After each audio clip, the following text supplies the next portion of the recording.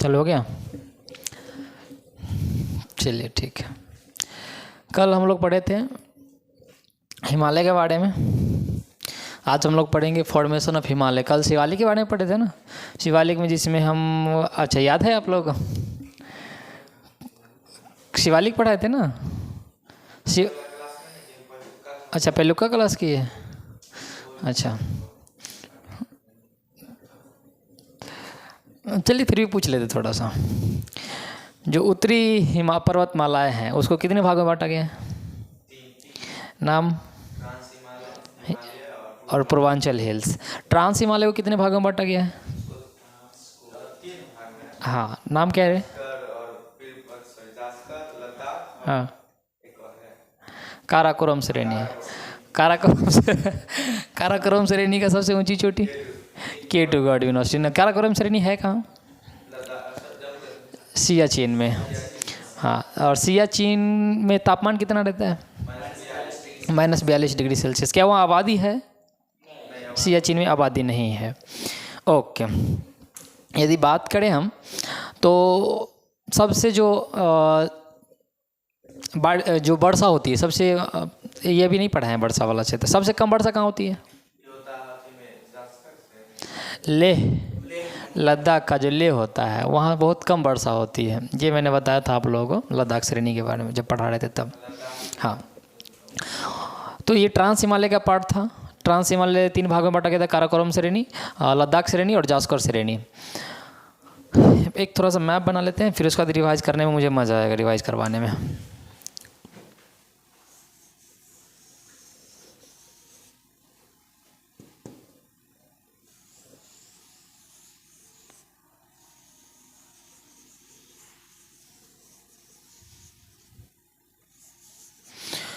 ये भारत है और हम बता रहे हैं कि काराकोरम, ये यहाँ पे काराकोरम श्रेणी है। और यहाँ पे जो एक जगह है जिसको हम लोग बोलते हैं साल्सग्राम, ये एक जगह है, तो ये जगह है पाकिस्तान का, समझ रहे हैं। लेकिन ये पाकिस्तान उसको यूज नहीं कर पा रहा है, तो इसलिए भारत को सताने के लिए ये इस जगह को चीन को दे दिया था। तो चीन अब इस पर अधिकार हो गया चीन का, तो चीन कह रहा है कि हम यहाँ से लेकर के और काराकोरम हाईवे बनाएंगे, और जो कि अरब सागर से जुड़ेगा, और यहाँ अरब सागर से हम व्यापार करेंगे। क्या ये संभव है बताइए? अब इसलिए भी संभव है क्योंकि जो पीओके है ना, वो पाकिस्तान अपने उस पर अपना अधिकार दिखाता है, तो वो यहाँ से तो आसानी से बना सकता है। पीओके से तो बना सकता है ना, जो पाक ऑक्युपाइड कश्मीर है वहाँ से तो बना सकता है, क्योंकि उसमें भारत तो हस्तक्षेप कर नहीं सकता है। लेकिन फिर भी भारत बोल रहा है कि अगर ये यहाँ से रास्ता बनाया काराकोरम हाईवे तो भारत के लिए खतरा साबित हो सकता है, समझ रहे। इसलिए भारत उस पर अभी वो डिस्प्यूट में माना जाता है वो। चलिए हम काराकोरम को 3 भाग में बांटा गया था, ये ट्रांस हिमालय को। उसके बाद हिमालय को कितने भागों में बांटा गया? कौन कौन सा? हाँ हाँ ओके। ग्रेट हिमालय को हिमाद्री भी कहा जाता है, और आंतरिक हिमालय किसको कहा जाता है? वो भी ग्रेट हिमालय को ही कहा जाता है, समझे। चलिए ये जो ग्रेट हिमालय, उसकी चोटी जो ऊंचाई थी वो कितनी मानी जाती थी? 6100 मीटर से ऊपर। सही से पढ़े नहीं आप लोग, जाना पढ़े। हाँ चलिए अच्छा, मुझे ग्रेट हिमालय का पार्ट का नाम बताइए। जो ग्रेट हिमालय है उसका पार्ट का नाम बताइए। कभी कभी आपको ना 4 गो पर्वत का नाम दे देगा, समझ रहे हैं, और उसे उसमें ये क्वेश्चन डाल देगा कि पश्चिम से पूर्व सही क्रम में सजाएं, समझ रहे हैं, और वो 4 गो पर्वत को आपको उल्टा सीधा कर देगा। आपको याद होना चाहिए कि सही क्रम में कौन कौन सा ये आएगा। तो आपको याद है? पहला नहीं याद है? पहला पर्वत, पहला जो है ग्रेट हिमालय का जो पार्ट है वो नंगा पर्वत है, और वो जम्मू कश्मीर में है। उसके बाद जो आपको उत्तराखंड में आ जाते हैं। उत्तराखंड में कौन कौन सा ग्रेट हिमालय का पार्ट है? बद्रीनाथ, हाँ, नंदा देवी। नेपाल में, हाँ, अन्नपूर्णा, हाँ, बस माउंट एवरेस्ट, कंचनजंगा, मकालू, और फिर अरुणाचल प्रदेश में नामचा पर्वत। मध्य हिमालय का नाम बताइए, मध्य हिमालय का पार्ट का नाम बताइए। पीर पंचाल कहाँ है? जम्मू में। उसके बाद हिमाचल प्रदेश में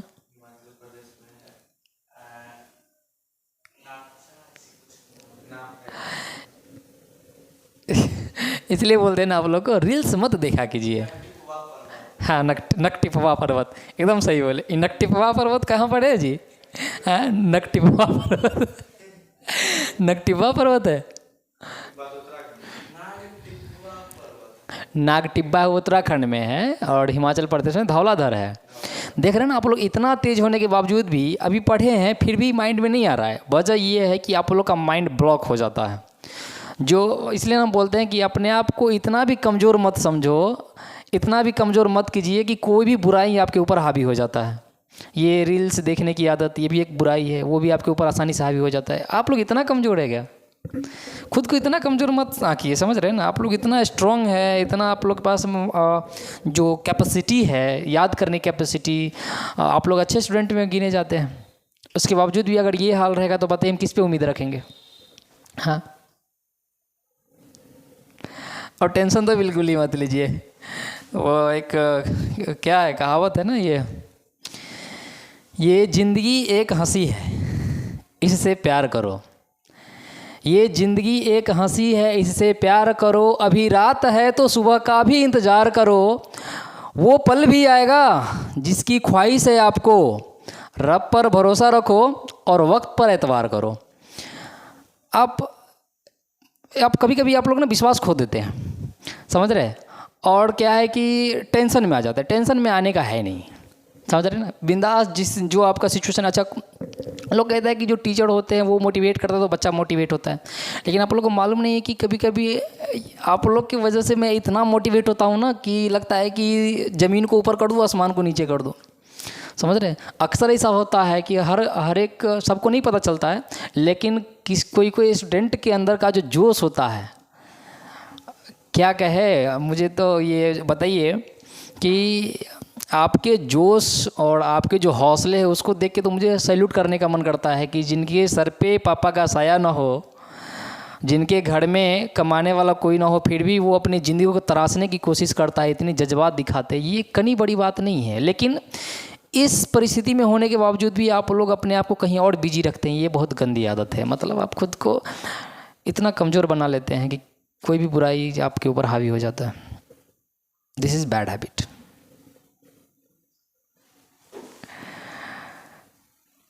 काम करो ऐसा कि पहचान बन जाए।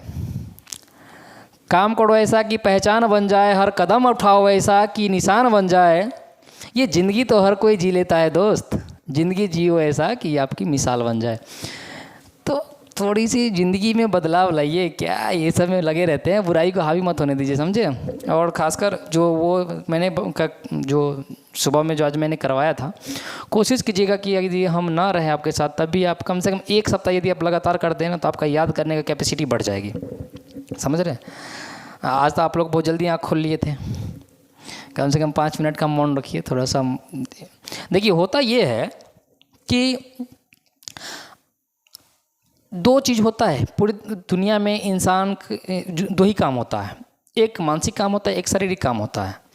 आप अगर मानसिक काम कर रहे हैं तो आप शरीर को आराम दे सकते हैं, ये दिमाग को आराम मत दीजिए। समझ रहे हैं? ये आपका जो है ना, ये वर्कर है। आप एक बात बताइए, मान लेते कि आप मालिक हैं और आपके अंदर में कोई लेबर काम करता है। अगर वो लेबर आए और हंसी मजाक ठिठोली करके एंटरटेनमेंट करके और चला जाएगा, तो क्या आपको मुनाफा होगा या घाटा होगा? जाहिर सी बात है, घाटा होगा। ये भी हम लोगों का वर्कर्स है, समझ रहे हैं ना? इसको आप काम पे लगाइए, लेकिन आप लोग इसको रोमांस में लगाते हैं, इंटरटेनमेंट में लगाते हैं। बताइए आपका घाटा होगा कि नुकसान, मतलब फ़ायदा होगा? घाटा होगा, जाहिर सी बात है।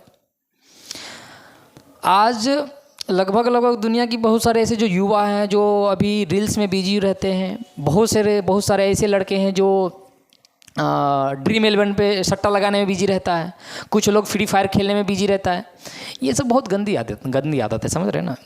इस सब की लत में मत पड़िएगा, नहीं तो आपका जो इतने अच्छे स्टूडेंट है फिर भी आप लोग का लाइफ ख़राब हो जाएगा, स्पॉइल हो जाएगा। हाँ, और ये आपको पछतावा कब होगा? जब आपके ऊपर जिम्मेदारियाँ बढ़ जाएगी, समझ रहे हैं ना? इससे पहले कि जिम्मेदारी आपके ऊपर हावी हो जाए, आप अपना करियर पहले फिक्स कर लो, समझ रहे हैं ना? नहीं तो अभी आप लोग का बहुत अच्छा एज है। 19 का जो एज है ना आप लोग का, अभी करियर बनाने का बहुत अच्छा मौका है। अगर इसको गंवाते हैं ना तो जब आप 24-25, जब मेरे उम्र में आ जाइएगा, लगभग जो 24-25 का जो एज है, इस समय जिम्मेदारियाँ बहुत काफ़ी हद तक बढ़ जाती है। फिर आप डिसीजन नहीं ले पाइएगा कि पढ़ाई करें कि हम घर को संभालें। समझ रहे ना? अभी आप डिसीजन अच्छा। हाँ, एक बात और है, जब तक आप अपने राह पे है तब तक दुनिया की कोई ताकत आपको राह से भटका नहीं सकती। लेकिन जिस दिन आप राह से भटक जाइएगा फिर राह पे जल्दी आना मुश्किल हो जाएगा आपको, फिर राह पे नहीं आ पाइएगा, चाह कर भी नहीं पर शिक्षा से जुड़ पाइएगा। समझ रहे हैं? बहुत मुश्किल हो जाता है। तो अभी राह से ना भटकिए तो सही रहेगा। चलिए, मुझे लगा कि आप लोग एक बार में याद कर लीजिएगा, पर अभी भी समस्या है थोड़ा थोड़ा। तो आज हम लोग पढ़ेंगे फॉर्मेशन ऑफ हिमालय के बारे में। तो ध्यान से दीजिएगा, तो यहीं पे याद हो जाएगा ये हिमालय का निर्माण कैसे हुआ है। तो हिमालय का निर्माण हुआ जिसमें 2 थ्योरी है। जैसे थ्योरी की बात करें तो एक थ्योरी है इसमें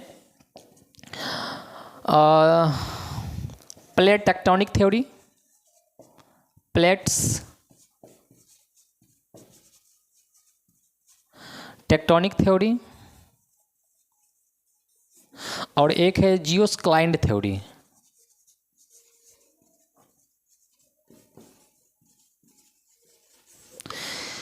प्लेट टेक्टोनिक थ्योरी जो दिया है वो दिया है हैरी हिल्स। हैरी हिल कहिए या मॉर्गन, ये 2 लोगों का नाम आता है जो प्लेट टेक्टोनिक थ्योरी दिए थे। जियोस्क्लाइड थ्योरी की बात करें तो आता है कोहबर, जो कि एक वैज्ञानिक है। ये कोहबर साहब का नाम आता है। ठीक है। अब 2 थ्योरी, हम दोनों थ्योरी के माध्यम से देखेंगे कि ये जो हिमालय है जिसके बारे में हम लोगों ने पढ़ा है, दुनिया में इसके नाम चर्चा में है, समझ रहे हैं ना, तो आखिर इसका निर्माण कैसे हुआ है वो देख लेते हैं। मैंने कल बताया था कि सबसे जो यंग पर्वत है वो किसे कहा गया है? हिमालय को। मोरदार पर्वत हिमालय को। मोरदार क्यों है ये भी हम बताएंगे, समझ रहे हैं ना। इसका जो निर्माण है वो 7 से 8 करोड़ वर्ष पहले हुआ है। सबसे प्राचीन पर्वत अरावली को कहा गया है, जिसका निर्माण 70 से 80 करोड़ वर्ष पहले हुआ है। वो बहुत प्राचीन है, इसीलिए अब अरावली को अपशिष्ट पर्वत भी कहा जाता है। वजह यह है कि वो पर्वत पहले उसका चोटी था, लेकिन कोई चीज़ अगर बड़ा इमारत खड़ा कर दीजिए, वो हमेशा के लिए थोड़ी रहती, वो उठाता है ना धीरे धीरे। तो वो बहुत पहले हुआ करता था, लेकिन अब इतना ज़्यादा मतलब समय बीत गया है उसका कि वो धीरे धीरे ढह करके अब वो अपशिष्ट बच गया, इसलिए उसको अपशिष्ट पर्वत भी कहा जाता है। समझ रहे हैं? तो पहले हम लोग देख लेते हैं प्लेट्स टेक्टोनिक थ्योरी के बारे में। चलिए,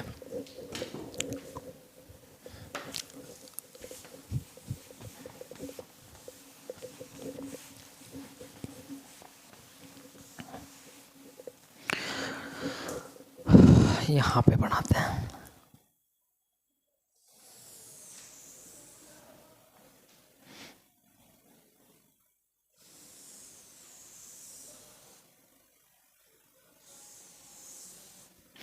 चलिए,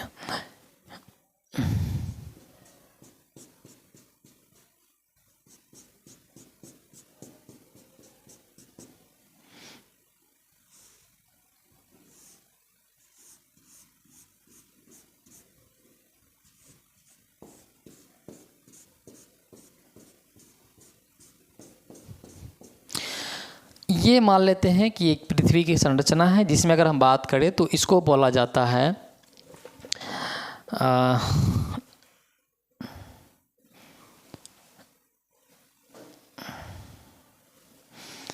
ये है प्लेट, ये होता है एस्थीनोस्फीयर,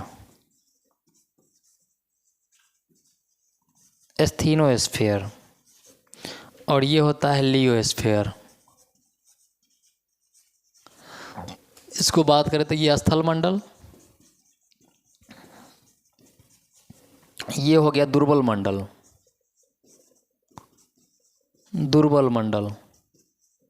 जिसमें अगर ये जो आंतरिक भाग है ना, इसमें जिसमें लावा, मैग्मा, जो भी तरल पदार्थ होता है ये इसमें पाया जाता है। तो ये सब क्या है? ये एक लावा है, मैग्मा कह सकते हैं, तरल पदार्थ है, ये सब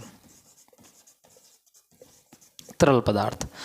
और ये एस्थीनोस्फीयर और लियोस्फीयर के बीच का जो ये है, तो ये 100 मीटर तक माना जाता है। समझ रहे हैं? यानी कि जो हम जो अभी रह रहे हैं ये लियोस्फीयर है, स्थल मंडल है, इसको 100 मीटर अंदर तक ये स्थल मंडल का पार्ट माना जाता है। उसके बाद प्लेट आ जाता है और प्लेट वो 100 मीटर तक रहता है। उसके बाद क्या आ जाता है आपका दुर्बल मंडल आ जाता है, जो कि प्लाजा, मैग्मा, ये सब तरल पदार्थ होता है। समझ रहे हैं? तो जो मॉर्गन साहब है, इन लोगों का कहना था कि इस धरातल के केंद्र भाग में जहाँ पे ये तरलीय पदार्थ है, उसमें कन्वेक्शन करंट जब उत्पन्न हुआ, जब इस पार्ट में, जब कभी आप पानी में पत्थर फेंके हैं, उसमें कन्वेक्शन करंट आता है, ये एक गया फिर ये गया फिर ये गया, देखें? हाँ, ये कन्वेक्शन करंट ऐसी होता है। समझ रहे हैं ना? तो जब इस तरल पदार्थ में जब कन्वेक्शन करंट आता है, तो कन्वेक्शन करंट के होने के वजह से इस प्लेट पे एक बल लगता है। समझ रहे हैं ना? अब ये बल 3 तरह से काम कर सकता है। मान लेते हैं कि ये प्लेट है, समझ रहे हैं? अब इस पर अगर बल लगेगा तो ये 3 तरह से गति करेगा। एक गति तो ये हो सकता है कि ये दोनों प्लेट इधर जाए, एक दूसरे से दूर जाए, इसको बोलते हैं हम लोग अपसरण गति बोलते हैं, जिसको हम लोग डाइवर्जेंस मोशन बोलते हैं। एक ये हो सकता है दोनों एक दूसरे के सामने आ जाए, इसको बोलते हैं कन्वर्जेंस मोशन, अभिसरण गति। और एक ये हो सकता है ये दोनों प्लेट ऐसे चला जाए या फिर ऐसे चला जाए, समांतर पैरेलल, इसको बोलते हैं ट्रांसफॉर्मेशन। समझ रहे हैं? तो इस तरल पदार्थ में कन्वेक्शन करंट के वजह से, कहाँ पे लिख दीजिए, यहीं पे लिखते हैं, इसमें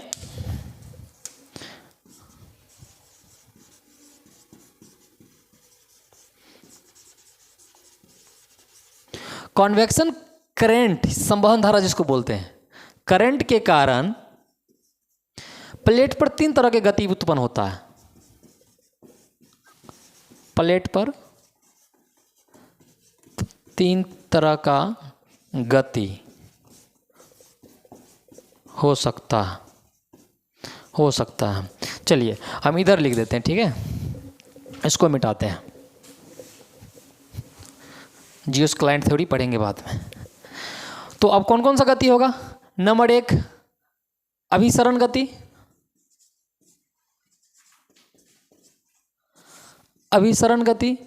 जिसको हम लोग बोलते हैं कन्वर्जेंस मोशन। नंबर 1, इसका इंग्लिश में लिख देते हैं कन्वर्जन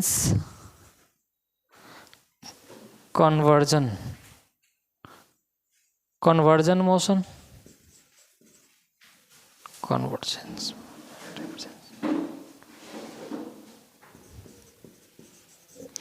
दूसरी बात करें तो एक होता है अपसरण गति,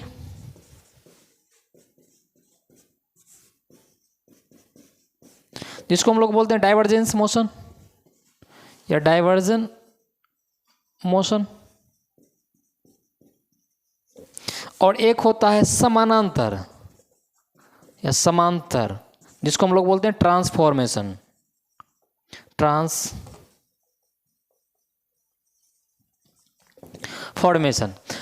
तो होता ये है कि देखिए, अब 3 तरह के गति हो सकते हैं।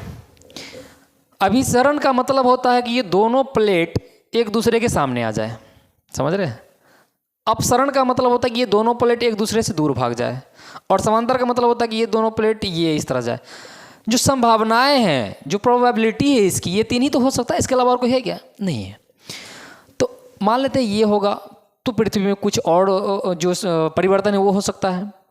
अगर ऐसे होगा तो जो होगा पृथ्वी में वो हो सकता है। लेकिन अगर अभिसरण होता है, कन्वर्जेंस मोशन अगर होता है, तो देखिए जब दोनों एक दूसरे के समूह को अगर पावरफुल बल लगाएगा तो ये किस तरफ जाएगा? ऊपर की तरफ ही जाएगा, क्योंकि नीचे तो इसके पास ऑलरेडी जगह नहीं है। तो ये जब काफ़ी ताकत से लगाएगा तो ये इसका क्या होगा? ये रूप लेगा। समझ रहे?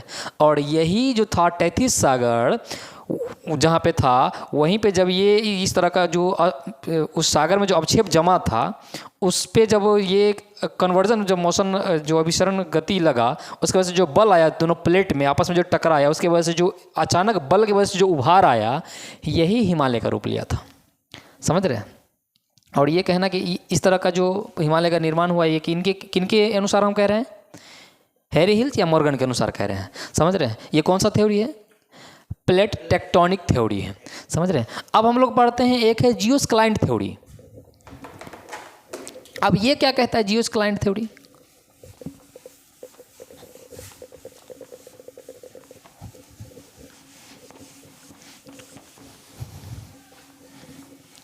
यही है, कैमलिन का जो मार्कर होता है ना, इसमें थोड़ा सा मिटाने में बड़ा दिक्कत होता है।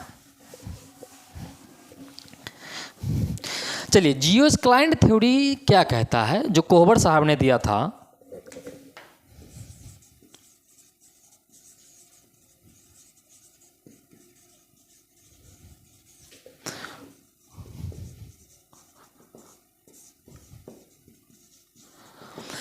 इनका कहना यह था कि जो स्थल भाग था ना, उसको पहले पैजिया कहा जाता था। स्थल भाग का जो प्राचीन नाम है वो पैजिया था, और जो जल भाग था उसको पैंथलामा कहा जाता था। समझ रहे हैं, ये कहा जाता है। जैसे कि देखिए, ये पृथ्वी है मान लेते हैं, इसमें जो ये जल भाग हो गया, स्थल भाग हो गया, ये सब स्थल भाग हो गया, मान लेते ये पूरा स्थल भाग है, ये इस तरह का, और ये पूरा जल भाग है। तो जो जल भाग है उसका प्राचीन नाम, प्राचीन में क्या कहा जाता था? पैंथलामा। और स्थल भाग को पैजिया। समझ रहे हैं? ये कोहबर साहब का मानना था कि जब धरातल के केंद्र में जब अचानक से जब वो कंपन हुआ था, उसके वजह से ये इसमें जो स्थल भाग है ना, वो दो भागों में बट गया था। समझ रहे? पूरा एक ही स्थल भाग था, इसमें कंपन होने की वजह से ये स्थल भाग दो भाग में बट गया था, दरारें पड़ गई थी। समझ रहे? ये दो भाग में बट गया था, ये ज़मीन जो है ना वो उस तरह से दो भाग में धीरे बट गया था, दरारें पड़ गई थी। इस तरह से स्थल भाग दो भाग में बट गया था। तो एक भाग ये मान लेते हैं इस तरह से, इस तरह का। तो एक भाग जो ऊपर वाला भाग जो है स्थल भाग, उसको कहा गया था यूरेशियन प्लेट, और नीचे वाला भाग को कहा गया इंडो ऑस्ट्रेलियन प्लेट। समझ रहे हैं? जो दरारें हुआ उसके वजह से जो धरातल है वो दो भाग में बटा, जिसकी वजह से ऊपर वाला भाग को क्या नाम दिया गया? इसको नाम दिया गया यूरेशियन प्लेट।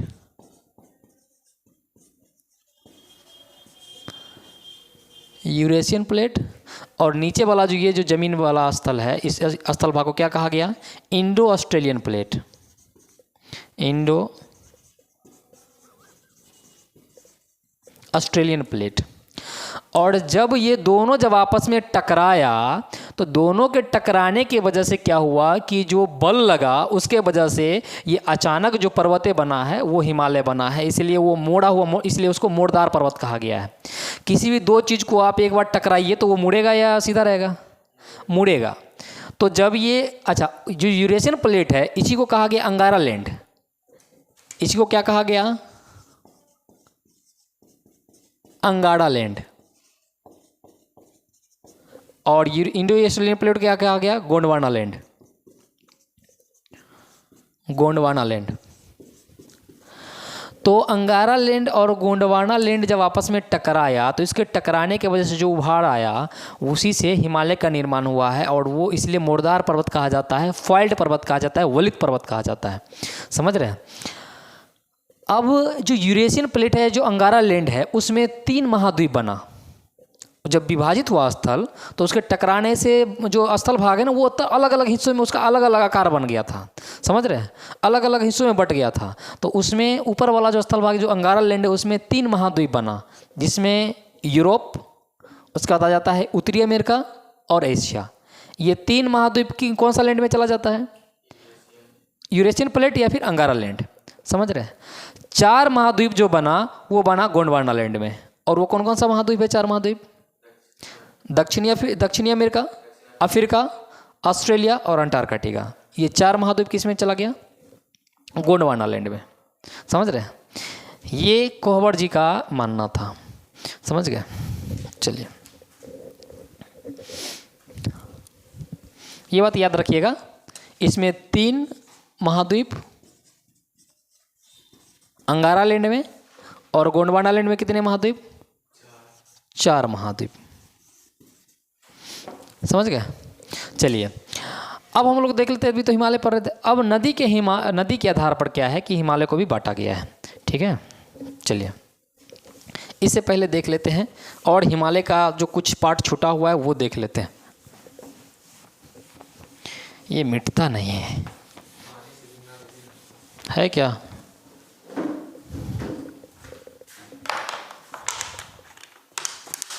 पीना भी है क्या?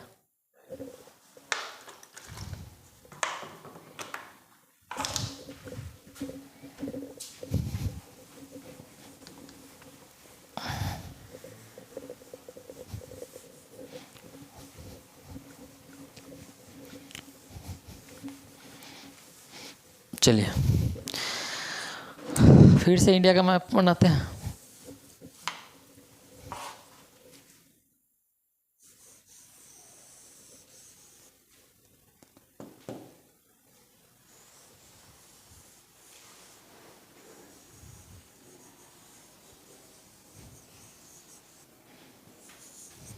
ये भारत, ठीक है, नहीं चल रहा है सही से।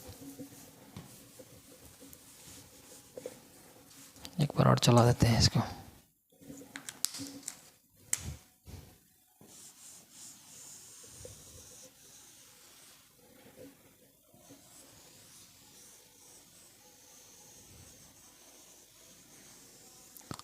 अच्छा, भारत का जो उत्तरी भारत है ना वो अंगारा लेने में पड़ जाता है और दक्षिणी भारत गोंडवाना लेने में पड़ जाता है।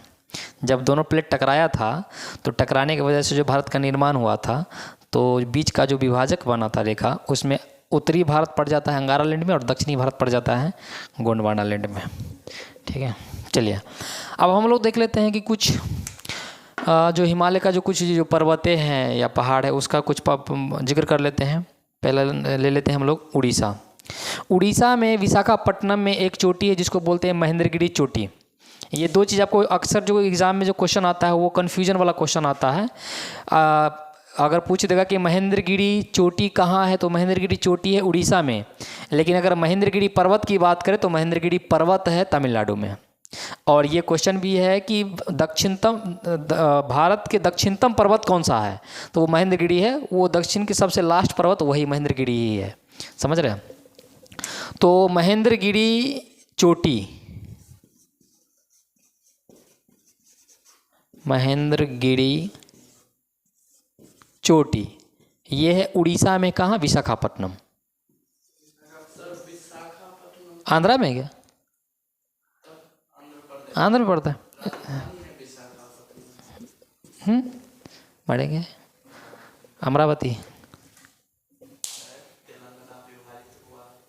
अरे आंध्र प्रदेश का अमरावती है और तेलंगाना का हैदराबाद है, समझे।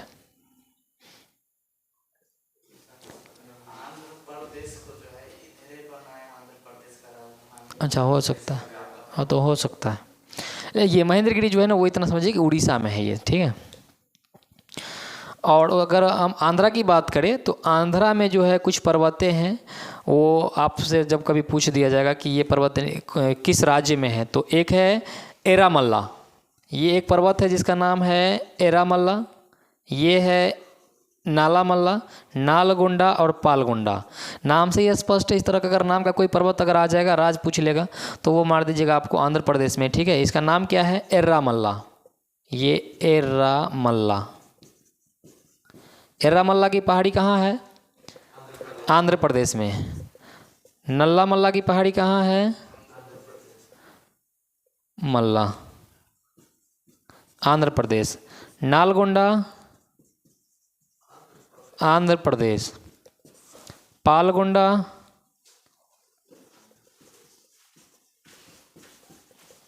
आंध्र प्रदेश, ठीक है। अब तमिलनाडु में जो कुछ पहाड़ियाँ हैं उसका हम लोग जिक्र कर लेते हैं। तमिलनाडु में तो पहले नंबर तो जो पहाड़ी है आपको आ जाएगा नीलगिरी की पहाड़ी, ठीक है। नीलगिरी की पहाड़ी को मिलन स्थल भी कहा जाता है। क्यों कहा जाता है? क्योंकि ये पश्चिमी घाट को पूर्वी घाट से जोड़ता है, समझ रहे हैं, इसलिए इसको मिलन स्थल भी कहा जाता है। दूसरी बात, नीलगिरी पर्वत का चोटी है डोडा बेटा।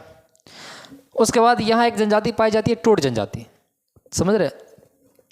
अच्छा, नीलगिरी पर्वत पे शीतोष्ण वन पाया जाता है जिसको शोल वन कहा जाता है, समझ रहे हैं, शोल वन कहा जाता है। आज यहाँ एक चीज़ बड़ी मस्त है, यहाँ बहुपति प्रथा है।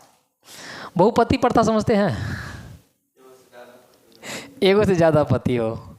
और सबको तो मज़ा आ गया होगा, लेडीज आर को।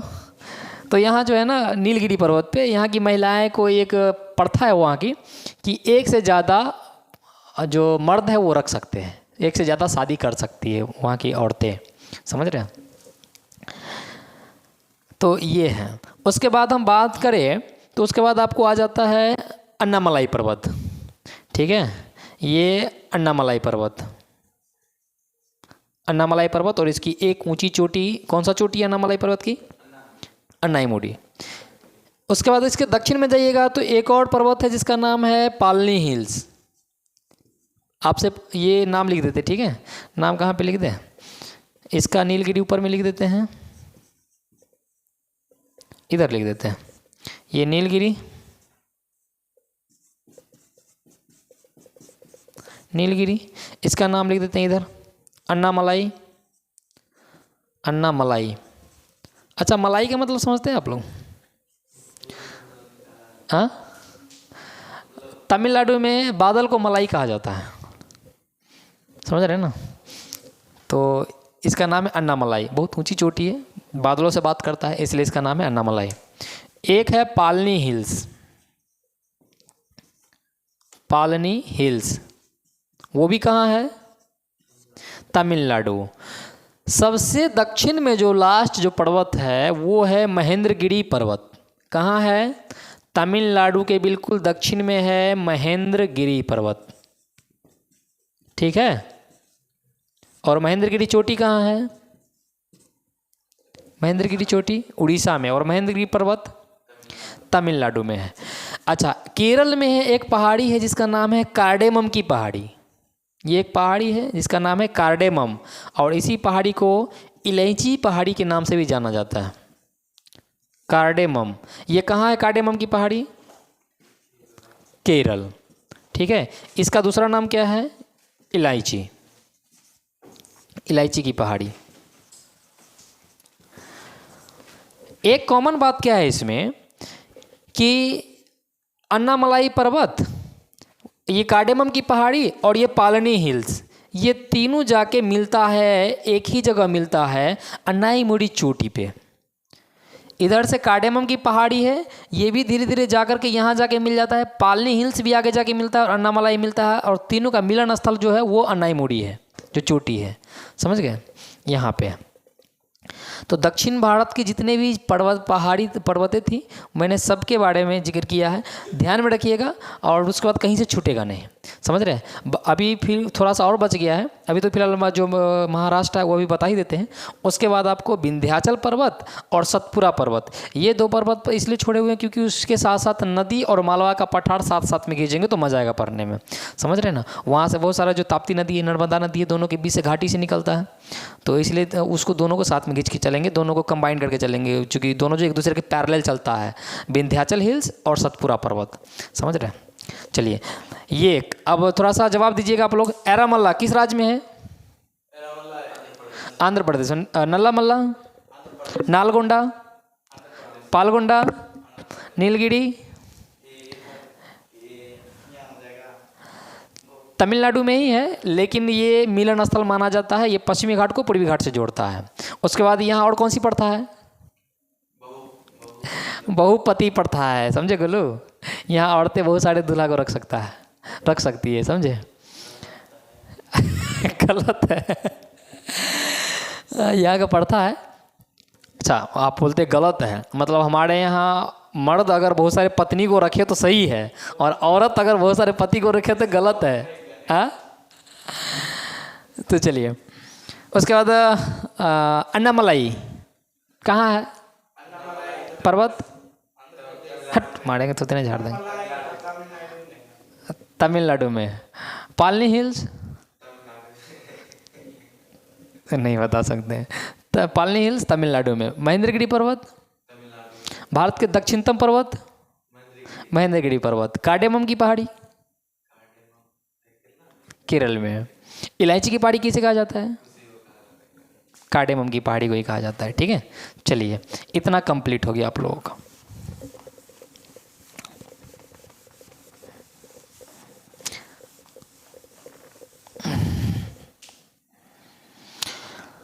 अब चलते हैं थोड़ा सा महाराष्ट्र में, चलिएगा घूमने महाराष्ट्र, आ जाइए। ये महाराष्ट्र है। महाराष्ट्र में आइएगा तो आपको 4 पहाड़ी यहाँ भी देखने को मिलता है, ठीक है। महेंद्रगिरी और ब्रह्मगिरी में अंतर है, ध्यान रखिएगा। महेंद्रगिरी और ब्रह्मगिरी, महेंद्रगिरी चोटी उड़ीसा, महेंद्रगिरी पर्वत तमिलनाडु, ब्रह्मगिरी दोनों सब मिलता जुलता है। ब्रह्मगिरी महाराष्ट्र में, समझ रहे ना। और ब्रह्मगिरी पहाड़ी से ही एक नदी निकलता है, कावेरी नदी, समझ रहे, जिसको दक्षिण भारत का गंगा भी कहा जाता है। ध्यान में है? तो आप लोग को तो पूरा पहले से याद है। चलिए, एक महाराष्ट्र में जो है, एक है ब्रह्मगिरी की पहाड़ी, एक है यहाँ पे कालसूबाई, एक है हरिश्चंद्र राय की पहाड़ी। ठीक है, तो इसका नाम है, आपसे अगर पूछ ले ब्रह्मगिरी की पहाड़ी कहाँ है, ब्रह्मगिरी पर्वत कहाँ है, पहाड़ी, चलिए पहाड़ी है ये महाराष्ट्र में। उसके बाद कालसूबाई, कालसूबाई तो नाम से ही स्पष्ट है, मराठा नाम है, काहे कि जब ये बाई लग जाए समझ लीजिए कि वो मराठन होगी, समझ रहे ना। कालसूबाई कहाँ है, महाराष्ट्र में। हरिश्चंद्र राय की पहाड़ी, महाराष्ट्र, हरिश्चंद्र राय की पहाड़ी, हरिश्चंद्र राय की पहाड़ी महाराष्ट्र में। ठीक है, अब थोड़ा सा जो इसकी एक घाट है, घाटी है, उसका हम जिक्र कर लेते हैं। याद रखिएगा, ब्रह्मगिरी पहाड़ी से कौन सी नदी निकलती है, कावेरी नदी। दक्षिण भारत का गंगा किसे कहा जाता है, कावेरी को। ठीक है, चलिए अब देखिए, जब आप बिहार से ट्रेन पकड़िएगा ना, तो ये ट्रेन क्या है, बिहार से यूपी होते हुए, एमपी होते हुए, और ये थोड़ा सा गुजरात के पार्ट को, जहाँ पे भुसावल आता है, भुसावल में गुजरात का हल्का पार्ट आ जाता है, वहाँ छुएगा, और भुसावल से कुछ पार्ट चला जाता है गुजरात वो रास्ता, और भुसावल से वो महाराष्ट्र की तरफ आता है। तो भुसावल से जैसे प्रवेश करिएगा ना, तो पहला जो शहर आएगा आपको, वो आएगा नासिक, समझे। तो जब आप इधर से बिहार से जो ट्रेन पकड़ता है लोग, तो ये यूपी एमपी होते हुए, हल्का गुजरात का पार्ट छूते हुए, ये इस तरह से एंट्री मारता है महाराष्ट्र में। और महाराष्ट्र का पहला जो शहर आएगा वो आएगा आपको नासिक। ठीक है, उसके बाद आपको आए बिल्कुल ये समुद्र के किनारे पे आएगा मुंबई, और उसके बाद आएगा आपको पुणे। तो बीच में जो घाटी बना हुआ है ना, घाटी, तो इसको हम लोग बोलते हैं थाल घाट, थाल घाट। तो जो थाल घाट है ना, वो नासिक को पुणे से जोड़ता है, ये याद रखिएगा। थाल घाट कौन कौन शहर को जोड़ता है, पुणे, सॉरी, नासिक से मुंबई को। और ये भौर घाट, ठीक है। तो भौर घाट जो है, ये भौर घाट, भौर घाट किसको जोड़ता है,